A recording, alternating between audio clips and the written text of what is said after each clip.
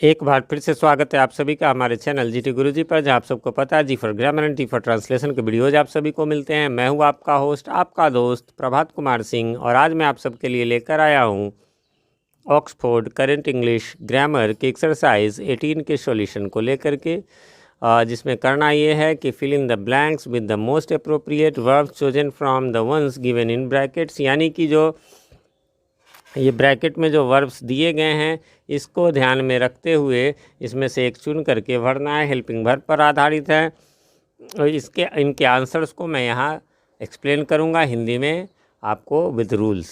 चलिए तो शुरू करते हैं। सबसे पहला, जैसा कि आप देख सकते हैं, how old dash he be, तो इसमें है मे कैन मस्ट। यहाँ पर आंसर आप देख सकते हैं मैंने लिखा है मे। क्यों लिखा है?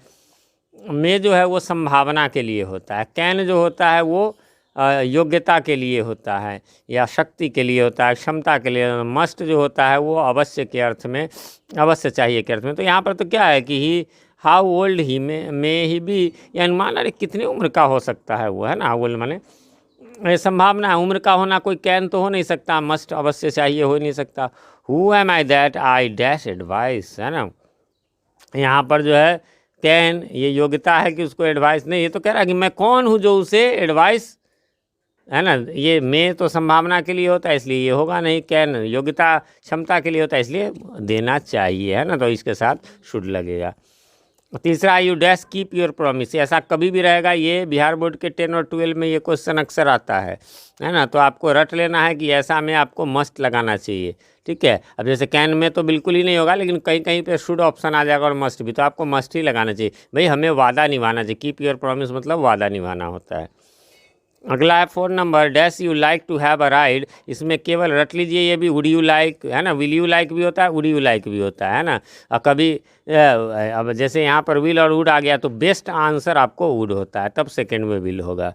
ऐसे होने को विल भी हो सकता है। The lion dash kill an ox, हाँ यहाँ क्षमता की बात है, एबिलिटी की बात है कि उसमें ताकत है, क्षमता है कि वो ऑक्स को जो है लायन मार सकता है, इसलिए यहाँ पर कैन लगेगा।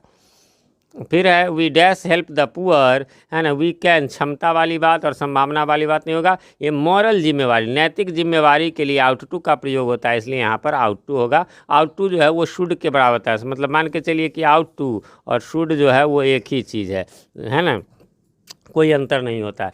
ये है कि शुड की अपेक्षा आउट टू में थोड़ा मोरलिटी ज़्यादा बताया जाता है। अगला है question number 7, if I were here. ये जब ये इफ़ आई वर वाला हो जाएगा, आई के साथ तो वाज लगता है, लेकिन वर जब लग जाए तो समझिए वो कल्पना शक्ति वाला, और उसमें केवल और केवल वुड का प्रयोग होगा। इसलिए इफ़ आई वर हियर, यदि मैं यहाँ होता, आई वुड टेल हिम, ये रटंत है। इसी प्रकार जजेस डैश बी ऑनेस्ट, यहाँ मस्ट लगाया गया है क्योंकि ये जो है एकदम नेसेसिटी है, अति आवश्यकता कि जज को ईमानदार होना ही चाहिए, है ना। तो इसमें शुड बिल्कुल नहीं, ये तो कोई जिम्मेवारी नहीं, माइट तो संभावना, ऐसा नहीं, एकदम हर हाल में।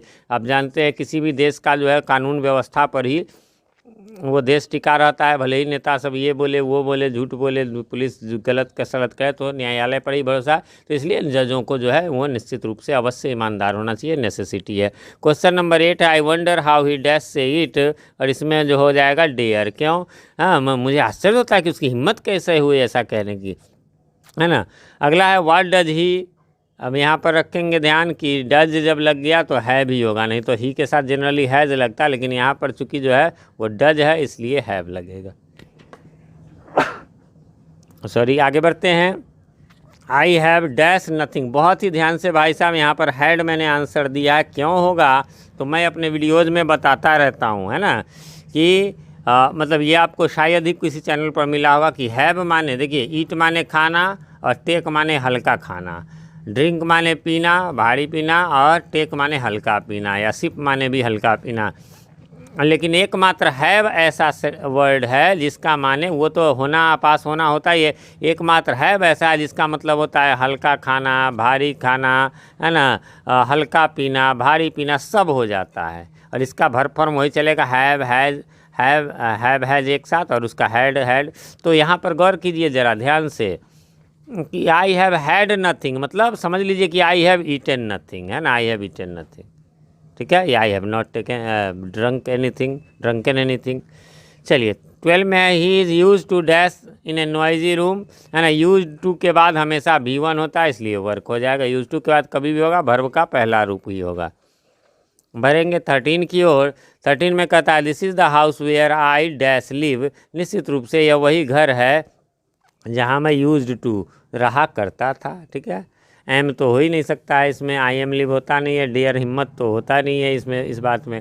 Dash you to love her used, जब ये टू है देखिए यहाँ पर कोई हो ही नहीं सकता, डिड के साथ टू लगता नहीं है, डू के साथ टू लगता नहीं, इसलिए यूज्ड हो जाएगा। बढ़ेंगे आगे। ही डैश नॉट क्राई, तो यहाँ पर दोनों हो सकता है। ही डेयर नॉट, देखिए डेयर्स नहीं होगा, क्यों नहीं होगा कि नॉट लगा हुआ है, तो नॉट जो है किसी हेल्पिंग वर्ब के बाद लगता है और हेल्पिंग वर्ब के रूप में डेयर्स नहीं होता है, तो इसलिए डेयर नॉट हो जाएगा। वैसे डू नॉट क्राई भी चल सकता है, बेस्ट आंसर लेकिन डेयर होगा। She must dash here by now, must be है ना, ये होता ही होता है इसलिए बी लगेगा। अगला है क्वेश्चन नंबर 17। 17 में कहता है ही डैश बी मैड, है ना। तो इसमें मे होता तो मे लगा देते सामान्य, तो कहेंगे अरे ये इसे बोल रहा है ना, ही मस्ट बी मैड, है ना, वो जो पक्का पागल होगा, तो इसमें जो निश्चित उसके व्यवहार को देख करके लगा। आउट टू तो मोरलिटी के लिए होता है, और पागल होना एबिलिटी तो होता नहीं है, इसलिए निश्चित रूप से मस्ट होगा। अगला है डैश इट बी ट्रू, हाँ मे इट बी ट्रू, हाँ भाई ये सही हो सकता है। वैसे माइट भी हो सकता था, मे बेटर है, जब मे और माइट दोनों आ जाए तो कैन तो हो ही नहीं सकता है।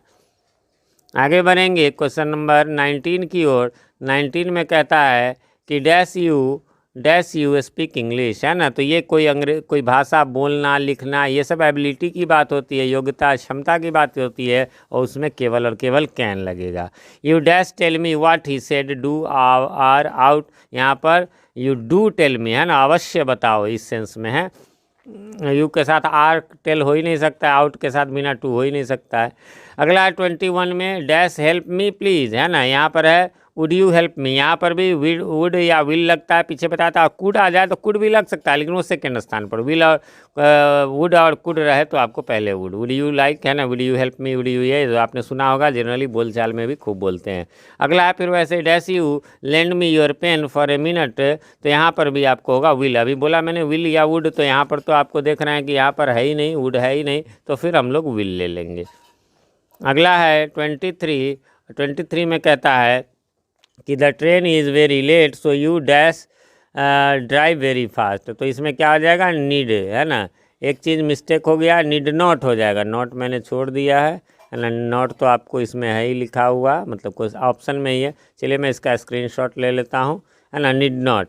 तो मतलब ट्रेन जो है वो बहुत लेट है, इसलिए तुम्हें तेज़ चलाने की आवश्यकता नहीं। You dash use unfair means in the examination, देखिए इसमें कोई नोटिस लिखा हुआ हो ना, उसमें हमेशा मस्ट या मस्ट नॉट का ही यूज होता है, इसलिए यहाँ पर मस्ट नॉट हो जाएगा, ठीक है। आगे बढ़ेंगे। A child dash play with A sharp knife, तो यहाँ पर मस्ट नॉट, एकदम ये नेसेसिटी, एकदम जरूरी है कि बच्चा जो है चाकू से ना खेले। फिर बढ़ेंगे 26 की ओर। 26 में कहता है you dash go out for a walk every morning, तो ये तो नॉर्मल राय है, नॉर्मल राय के लिए शुड का यूज होता है। 27 है I don't think I dash be able to go, इसमें होगा आई शैल, ठीक है। वैसे वुड होता तो वो भी चल जाता। फिर है 28 में I wish you dash told me earlier, तो जब ये विश रहेगा या तो उसमें वर वाला मतलब पास्टे रूप लगेगा, और पास्ट एकमात्र हैड में है ही, इसलिए जो है वर्ड या विश वाला रहे तो ये पास्ट ही माना जाता है।